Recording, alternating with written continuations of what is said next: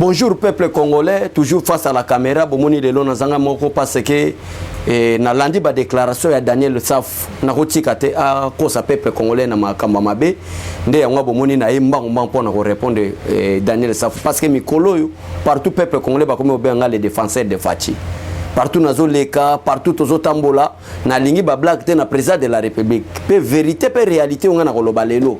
Pour comprendre que la République démocratique du Congo est en complicité na banamulengo na quelques têtes ya ba congolais.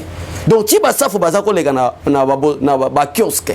Ti ba safu bazako leka ko tanga komba fayu ya Tshisekedi plutôt na ba mission na bango ya kiosque. Bazala ki ben filtrer contre la République. Bazala ki bato banamulenge na ba tuchi ba préparaki pour na ko balkaniser la République. Ya wana avant na répliquer na ma propos oyo ba propos infractionnel, ba propos incendiaire. Oyo, mais c'est ça faut abimisi na lignata sa peuple congolais d'une manière générale. Parce que na yebi déjà que la majorité ba combattre IDPS, ba comprenant que la lutte de l'IDPS est noble, c'est pour les Congolais. Mais la ligne yebi sa ba congolais baza nanu ignorant. O bazo comprendre vision, il y a président de la République té. O bazo comprendre vision, il y a Fachi solution té. Na zote sabino botala ka ba propos il y a Daniel Saf. Un aventurier tout à fait. Un député escroc. Un député mal éduqué. C'est ça. C'est Saf. Na komi ko luka siko na luka yo Safu to tout anana to monana. Yo kasi la politique c'est du fumer du chanvre. Soko meli jamba na bandalo meli jamba na bandal hotel mina pantalon onzo ta immobile temi liboso ndo zo mona ngo normal. Yo lingi to bimiso ba réalité yo lobaka. Félix Tshisekedi sa mastana yo. Yo falu. Yo tata no na yebi na kacha mboka oyo. Mama no na yebi na kacha mboka oyo. Nde yango zo mona na ye pour na répliquer. Comment est-ce que tu peux prononcer des propos incendiaires, messieurs les députés? En tout cas, je suis désolé. Nazaki na ambition comme député, mais à cause de Safou, je suis désolé. Nazo mona soute pourquoi devenir député? Si na kati Assemblée nationale, batie ba indiscipliné, ba tolokola ba Daniel Saf. Na vie, sentiment nyonso ya kumibenga ma député honorable Silinga pour na ba Daniel Saf. Peuple congolais, pourquoi les gens na bimisi information na kanda? Pourquoi les gens n'ont pas réserve à proposer Daniel Safou 1 ceux qui tembe botu na vie nanga mukebai osomona wana baza ba papa nanga mukebai aloba ngo clair que Daniel Safou bozomona wana mutache na na commission de défense et sécurité ya Assemblée nationale c'est Jeannette Kabila. Mais posez-vous la question. Posez-vous la question peuple congolais. Safou oyo azalaki na kiosque ko ganga Fachi kota mwana lindalala. Vous voyez que c'était l'hypocrisie, peuple congolais. Vous voyez que c'était la ruse du serpent. Vous voyez. Mais moi, je me pose la question. Il y a moi qui peut me poser la question. Moi, maintenant, je me pose la question. Quand est-ce que Fayoulou a eu des négociations avec Jeannette Kabila? Quand est-ce que Daniel Safou causait avec Kabila? Parce que kiosque de 2016, tu t'as réclamé des missions. Tu as des missions à kiosque que était Félix Tshisekedi président. Mais moi je m'étonne. On y a tikalata na lamuka ngo. On y a tikalaka kokosaka ata côté ngo. Zokande Daniel Safou travaille en complicité na banemulenge na batuchi qui habite les Minembwe pour balkaniser la République démocratique du Congo. Daniel Safou yo, Safou. Daniel Safouyo. Nde yango zo mona raison na ekobima. Peuple congolais, biso totele mela mutu pambate. Eza na bandeko ba comprendre biso te ko finga biso même na ba commentaire, ce n'est pas un problème. Même Yesu mwana nzamba kitana mabele, tout le monde n'était pas d'accord avec lui. Mais nous voulons que na moment moko na biso ekomi, mutu na mutu abimisa ba prévenir ni azo fingela muninga. Place oyo Daniel Safake ko lala ke tala eloko liboso président Félix Tshisekedi alinga ki asala. Est-ce que ça c'est diamba ou manque d'intelligence? Si vous avez la diamba, Daniel Safou, vous parlez de n'importe quoi, vous avez fini ça va député. Vous avez fini ça va honorable député Daniel Saf. Un impudique tout à fait. Vous avez une fille, abimara na bango na kati ya moi 10 pour appeler ça qui est un député. Tu veux parler qui? Quelle notion tu peux donner au peuple? Un immoraliste Daniel Saf. Un immoraliste. Tu veux parler, tu veux expliquer le peuple quoi? Quelqu'un qui est immoral comme toi. On peut expliquer le peuple nini? On peut expliquer le peuple nini? Combien de journalistes ont eu un SMS pour passer l'émission? Il faut au bimana bango. Yo lingina banda ko refese yo. Au moins, le président de la République a Mastana. Tata non a commenté de ministre Namboka Oyo. Daniel Saf. Maintenant, je doute même de votre nationalité. Je doute fort. Je ne comprends plus. Est-ce que vous êtes réellement congolais, Daniel Saf? Ozokendena moi ndako moka mandala là. Olali, okoyebisa batu que peuple congolais Félix Tshilombo. Tu appelles Félix Tshilombo comme ton ami. Tshilombo, voilà ce que tu devrais construire. Toi Saf, tu appelles Tshilombo. Même notion à non, oyebike non, qu'on change même comme ya mutu. C'est même une infraction où on peut t'interpeller. Ça, c'est moi, j'appelle ça, c'est de l'imbécilité politique. Où est-ce que Daniel Saf? J'appelle ça de l'indiscipline politique. Tu devais un politicien imbécile, mais c'est Saf. Tu veux blaguer avec qui? Tu veux déjouer avec qui? Moi, je n'étais pas prêt pour organiser les élections, pour organiser message face à la caméra. Mais na yé na ba propos na yo. Tshilombo, olingaki, otonga ba caserne, ta la place ba militaire ba zolala. Yo sa foyebite que place oyo ke wana, ko sa l'émission wana, place ozo le la wana. Oyebite que ezali bisika oyo, ezali na maboko ya ba rebelle. Tango ba groupe armé bazali, tango ba groupe armé bazo occuper esta pays. Place wana erio zaki journaliste soso le kana kiosque. Est-ce que yo comment déjà place wana? Cet endroit est récupéré maintenant par FRDC. N'est pas si nos sentiments na ba Jeannette Kabila na échec bino zaki na ngona commission ya défense ya assemblée nationale bon que nego sala banquette ya lokuta pour le repesa ba rapport ya mabe. Yo kansi commission de défense assemblée nationale wana kena ba nyarugobo so nyarugobo. Boke kuna yo kansi bokeni. Boke kuna boke kansi boke osalani pour l'intérêt peuple congolais. Boke kuna parce que rapport mapping oh ils ont bougé aux Nations Unies et cité quelques membres de l'autorité oh ils ont ngamba FCC na autorité rwandais. Ndia boke bo luka mo modifier yo kansi complicité na bino biso to yebi angote. Après ça ba keti Lombosi devrait d'abord commencer ya ko sala ba caserne. Mais il faut être un imbécile politique pour penser comme ça mais c'est Daniel Saf. Il faut vraiment réellement être un imbécile politique pour penser comme ça. Mais c'est Saf. Safou lokola yo lingi guerre nazalaki koluka kotanga kombo na yo te mais lokola yo lingi guerre na yebi soke na bandi siko bitumba na yo na bandi siko bitumba vraiment vrai bitumba partout biso to kokende na yo to kotambola partout na yo yo Saf to kotambola partout na yo na kombo na yo le président de la République n'est pas ton ami azape mon classe na binote azape collègue na yo te Mario za mukolo bato bakola kala santa malamu ezate po ozaki na médiocrité ya nutrition ya wana nzoto za mbongo eza erreur ya bato te ba congolais te hein mukolo zo tchako na 50 ans mutazana plus à 50 ans mais abandi opakola bachoka tchana ba yombo na mutu pona ko dragaka ba jeune fille na sima pe bazo benga yo mais c'est les députés. Tu vas blaguer avec qui? Peuple congolais partout vous êtes aux États-Unis.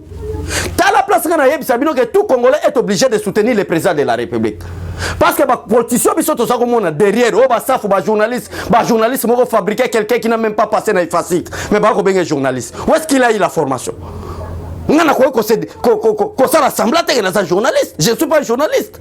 Je suis émission en tant que journaliste. Mais face à la caméra, parce que la majorité des journalistes sont bangi. Balobi qui a sur le Makambo, Daniel Safwa lobby, ceux qui ont lobby qui ont frappé. Batebele va attaquer biso. Yo moko les gars face à la caméra.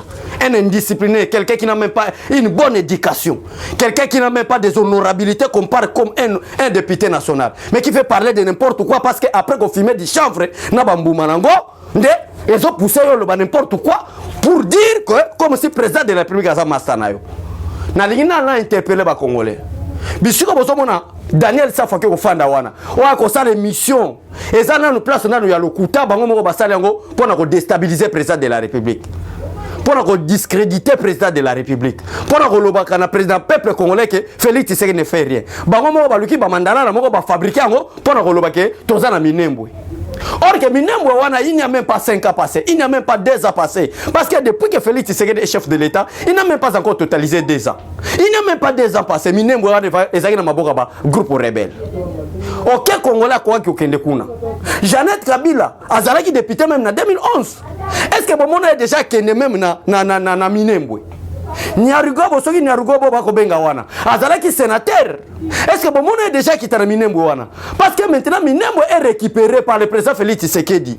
Oh ezaki na maboka ba groupe armé. Ne pesi bango sentiment tokende parce que ils ont un rapport mapping. Oh ezotanga combat ba autorité congolais ba dignitaire congolais na ba dignitaire rwandais o bazana kati ya ba tieri esa mina est pays. Et ça li bango crainte ba kende ne bazui un aventurier politique lokola safu ba memie parce que ba yebi que c'est quelqu'un de blabla. C'est quelqu'un qui n'est pas intelligent. C'est quelqu'un qui est quelqu'un qui est immoral. Donc on a dit que moi moi c'était ça faut bien peut-être bon mon député mais ce n'est pas un député, c'est quelqu'un qui est c'est un immoraliste. Ça Fayulu là. Après Singakanda, je ne suis pas d'accord dans ma propos il y a Daniel Saf. Mais au juste tu es de quel côté? Tu es de quel côté? Mais moi je me pose maintenant la question. Bandambula nini yo Saf yo ça a déjà relation avec Kabila.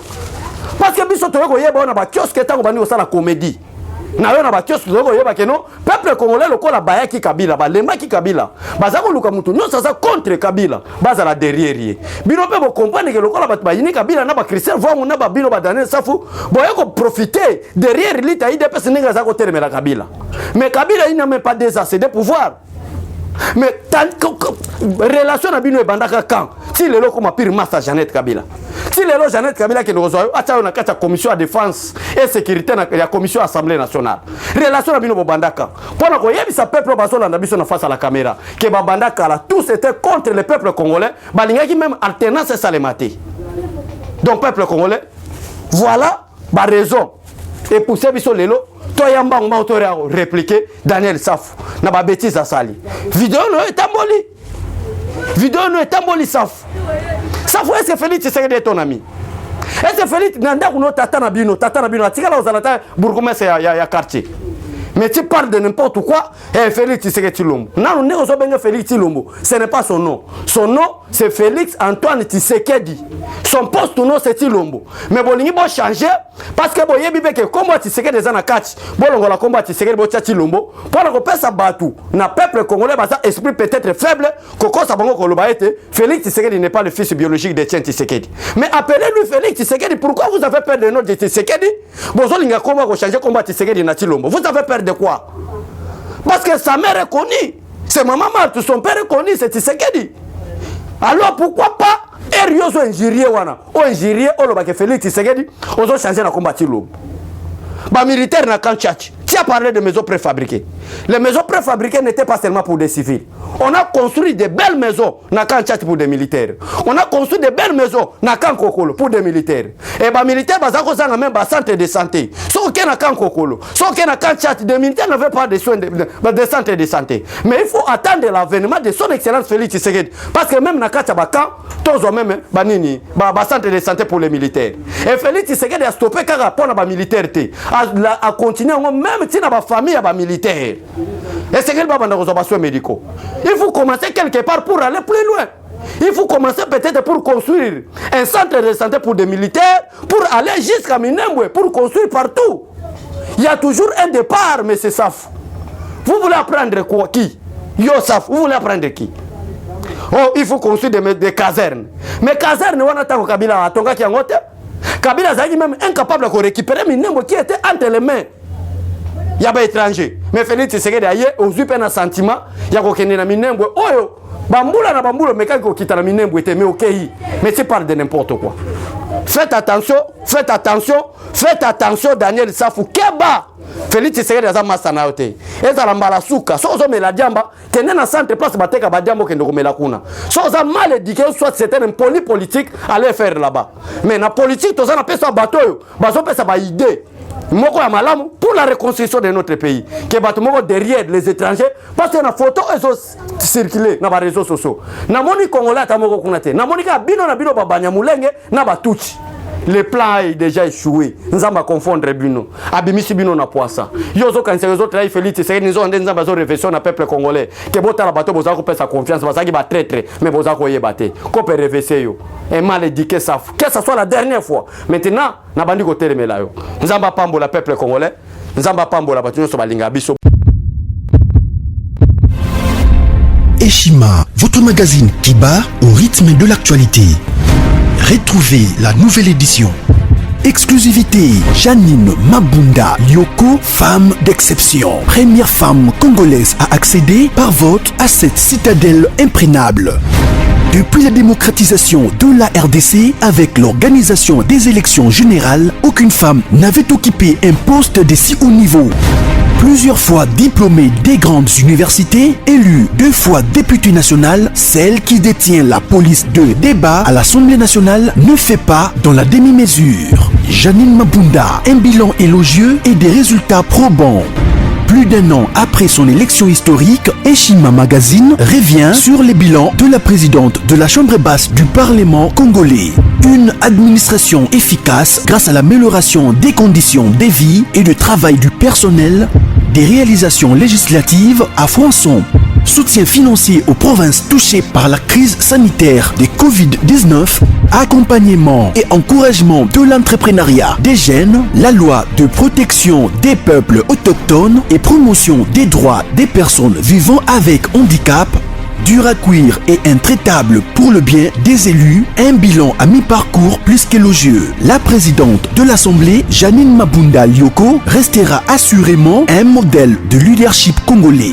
Retrouvez également l'interview exclusive de la présidente de l'Assemblée nationale. Focus, Barnabé Mwakadi Mwamba rend grâce à Dieu pour sa nomination comme directeur général à la tête de la DGI. Découverte, entretien avec le ministre provincial de l'économie et finances, Jean Vuzingoy. Nation, 2 ans après sa création, la CNSS a conquis les cœurs des prestataires sous l'impulsion de la directrice générale Agnès Mouad Nawej. L'Alliance des kabylistes musulmans a célébré son 5e anniversaire. Économie, Boukangalonzo, le mystère d'un projet grandiose. Dossier Eshima, les systèmes politiques, anges et démons. À lire également dans les bonus du magazine Eshima. Gratuité de l'enseignement de base, un rêve d'hier pour les Congolais devenus réalité grâce à la détermination du président Félix Antoine Tshisekedi. Sonas, Lucien Boniemé et Kofo redynamise le leader des assurances. Marie Tumbanzeza, une nouvelle image de la diplomatie congolaise. Retrouvez l'intégralité du magazine Eshima dans les kiosques. Eshima Magazine, un nouveau standard d'information.